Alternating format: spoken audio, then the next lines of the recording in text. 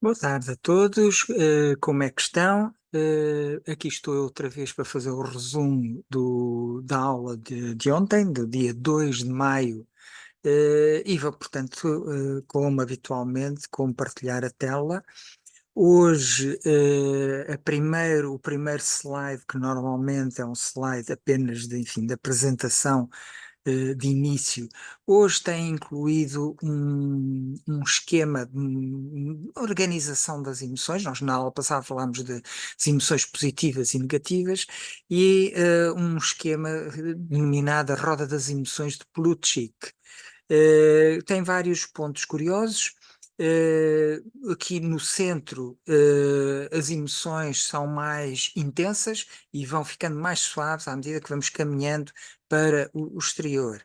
Um outro aspecto é que o autor Plutchik tentou que as emoções estivessem em oposição. Por exemplo, aqui a alegria, do lado oposto, a tristeza. Aqui a admiração, do lado oposto, a repugnância.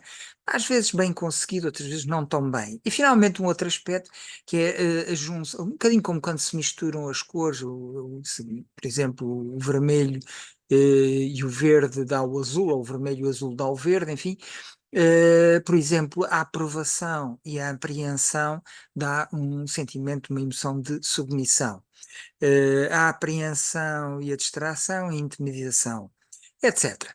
É uma possível organização, é só uma curiosidade, e portanto aqui fica para vosso conhecimento.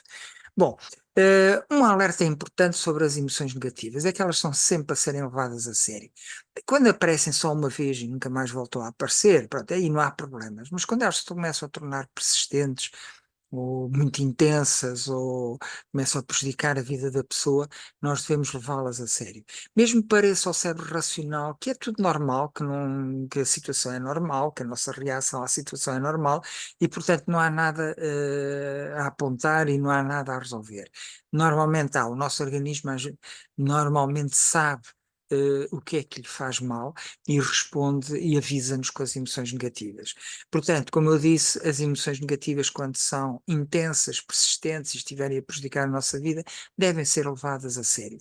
Na aula passada, nós também nos perguntámos se era possível controlar as emoções, isto é, criá-las, mantê-las ou eliminá-las à nossa vontade. Tínhamos visto que, se forem leves, sim, é possível. Se não forem leves, mas forem poderosas e prolongadas, e se pensarmos em termos de controle total, a resposta é claramente não. O que é que nós podemos fazer? É alterar contextos. Alteramos um contexto exterior. Se houver um sítio ou uma pessoa que nos faz sentir mal, afastamos desse sítio, afastamos dessa pessoa. Se há contextos interiores, temos pensamentos que nos incomodam, tentamos mudar esses pensamentos. Portanto, mudando os contextos é possível orientar mais ou menos as nossas emoções, mas elas não podem ser controladas porque elas são reações do organismo àquilo que está a acontecer.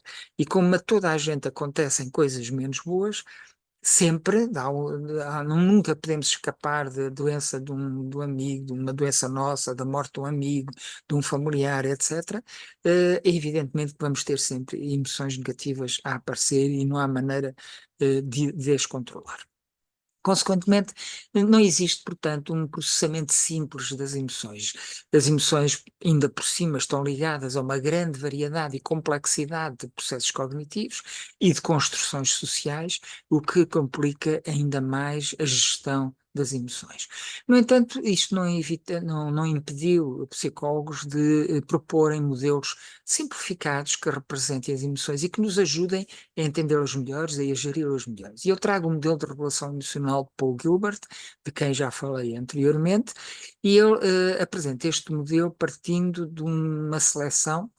Todos os modelos são sempre uma seleção de determinados aspectos da realidade, e ele parte de uma seleção que ele fez das principais tarefas de vida.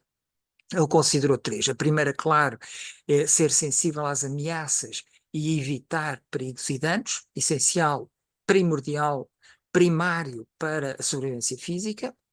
Mas isto não chega, não chega sempre de escaparmos dos perigos, é preciso irmos buscar recursos estímulos materiais e sociais para sobrevivermos.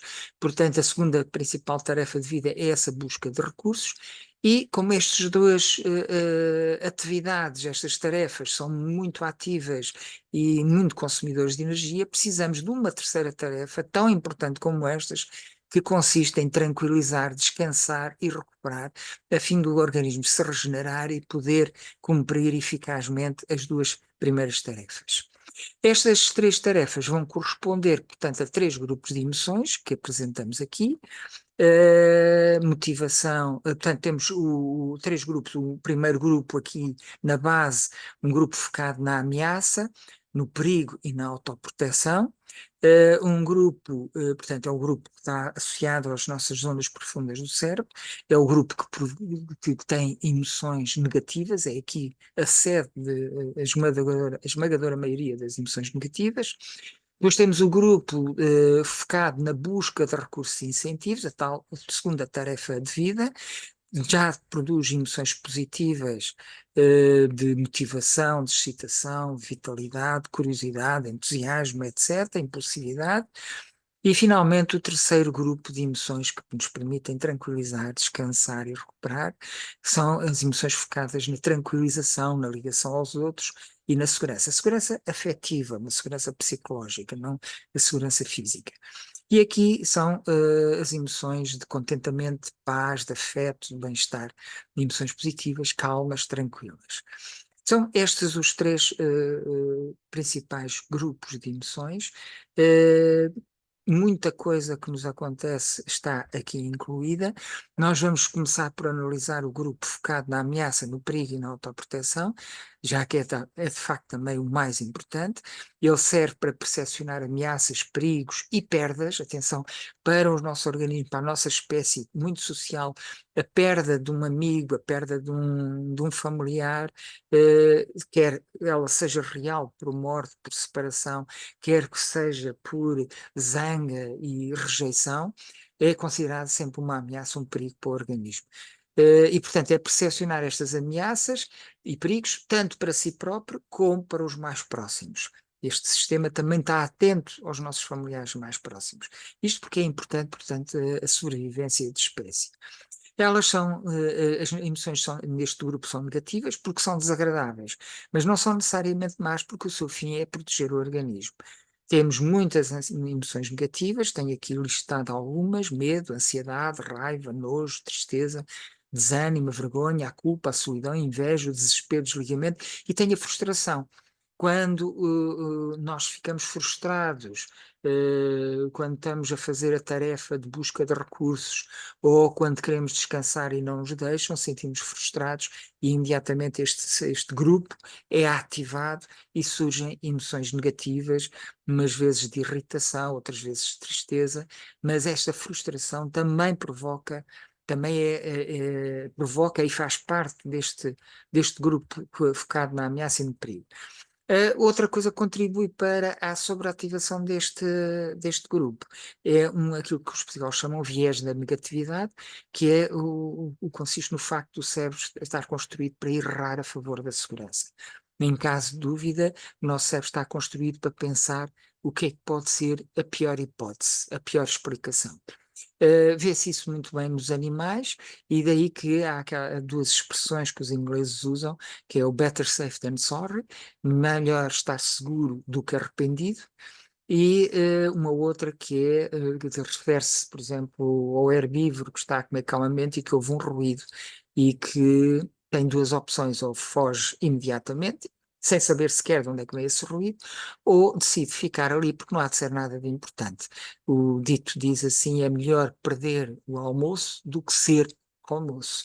Isto é, aqueles que ficam, muitas vezes, cometem um erro que é fatal e não cometem mais nenhum erro e não sobrevivem. As aprendizagens feitas com base neste sistema são fortes, por vezes, persistentes, mas são muito pobres.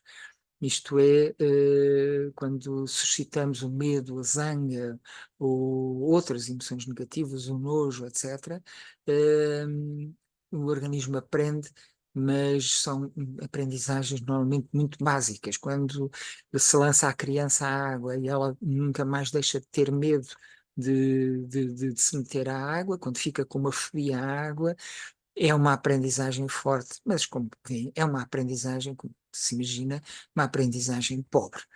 Elas são moderadamente eficazes, podem ser utilizadas e ter um resultado moderadamente eficaz para eliminar comportamentos, mas é muito moderadamente, pensemos nas multas para os excessos de velocidade, basta ver, pensarmos em nós próprios, se a perspectiva ou termos já apanhado multa nos fez até ao fim da vida nunca mais ceder a velocidade. Claro que não, isto não acontece e, portanto, as emoções negativas que nós sentimos quando nos passaram a multa, quando fomos apanhados a exceder a velocidade, não resultou muito bem.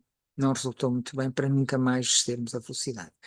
E também não são mesmo nada eficazes para promover a criação de novas aprendizagens, de novos comportamentos. Porquê? Porque a ativação do sistema de ameaça prejudica o funcionamento do cérebro racional. Pode capturar, pode bloquear, pode mesmo desligar o funcionamento do cérebro racional. E aprendizagens feitas sem o cérebro racional são aprendizagens muito básicas e insignificantes. Nós temos que a sobreativação deste sistema pode ser o problema de muitas pessoas que sofrem de problemas de ansiedade, depressão e de outros. E porque é que isto traz problemas? Porque este grupo de emoções leva a um conjunto de respostas comportamentais muito básicas, muito simples também. Agrupamos esses comportamentos de resposta em três tipos. Vamos listá-las por uma sequência natural, aquilo que nos apetece em primeiro lugar, aquilo que depois não podendo ser essa primeira, vamos para a segunda, por aí fora. Os dois primeiros grupos são corresponder a respostas de curto prazo, o terceiro mais a longo prazo. Então o primeiro grupo é o da ativação. Isto é, são respostas ativas, dinâmicas. E aí temos a luta, e nós tentamos sempre começar por aqui, que é quando nos apercebemos que podemos vencer o adversário. Ou a fuga, quando percebemos que não podemos vencer o adversário, o obstáculo, mas podemos escapar dele, podemos fugir dele. É?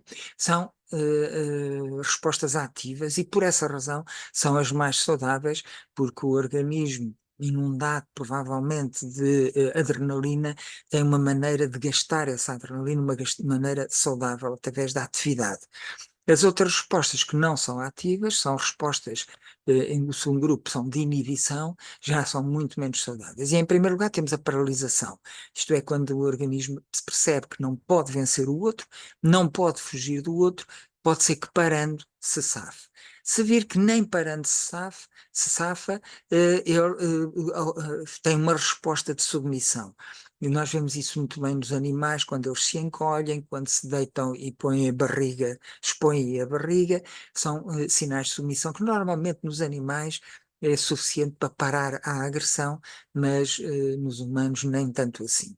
E se nada disto funcionar, o organismo toma uma medida desesperada, que é, já que está tudo perdido, pelo menos não será com dor e faz a dissociação, que é a resposta mais extrema de todas. Esta dissociação tanto pode ser o apagar o funcionamento cognitivo e, portanto, nós ficamos sem memória do que é que se passou durante aquele momento, mas continuamos acordados e a movimentarmos e a agir, ou, no caso extremo, pode-nos fazer desmaiar, perder mesmo os sentidos. Finalmente, o terceiro tipo de desmobilização ou desligamento é o mais de longa duração e consiste na tristeza, no desânimo, que travam a procura de emoções positivas e que ocorre quando não é possível resolver a ameaça ou a perda no curto prazo por nenhuma daquelas respostas.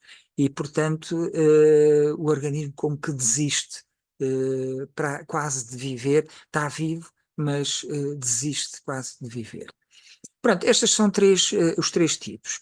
E é fácil concluir que a maior parte das perturbações mentais está ligada ao facto do organismo sentir sob ameaças, perigos e maus-tratos, porque estas emoções, estas respostas não são, na maior parte das vezes, muito saudáveis. Logo, as emoções negativas são a fonte da maioria das perturbações mentais. Consomem muita energia, impedem o organismo de se regenerar e, quando ativado este sistema, este grupo de emoções, captura os outros, incluindo o nosso cérebro racional, e daí que dê origem a perturbações mentais, umas mais ligeiras, outras mais pesadas. E pronto, chegámos ao fim. Agradeço a vossa atenção, a vossa companhia. Desejo um bom fim de semana e uma próxima boa semana, e encontramos cá na próxima quinta-feira. Muito obrigada, então.